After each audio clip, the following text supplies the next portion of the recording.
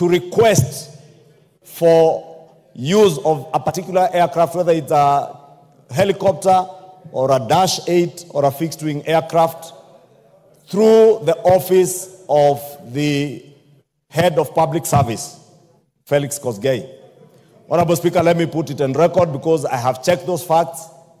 The day that the Honorable Okello refers to on Madaraka Day, the office of the Deputy President never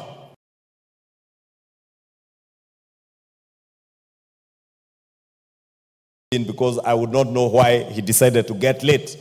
Because either way, you could also choose, like the Honorable Speaker chose, to go and spend the night in Bungoma or in Kisumu and be near the function, or wake up early like many of us did to travel. The same with the incident that the Honorable Jared Okello speaks to this Sunday in Nakuru at the Akorino Church.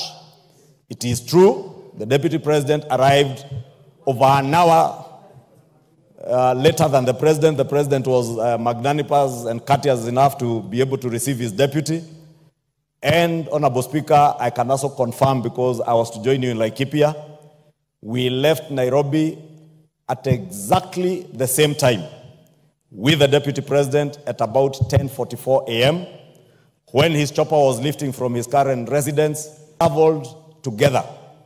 There was a slight challenge with the weather, I can confirm, Honorable Speaker, around Mount Longonot. And we were able to maneuver through within a period that did not exceed 5 minutes. As to why the Deputy President chose to tell the country that he had transport and weather challenges, Honorable Speaker, on the pulpit in church, again, I would not be able to be in a position to tell why the person serving in the office of a Deputy President would choose to tell what is not true while standing at a pulpit in a church, Honorable Speaker. And since, Honorable Speaker, you have guided, we are not here to discuss the conduct of any person. I do not want to dwell into that.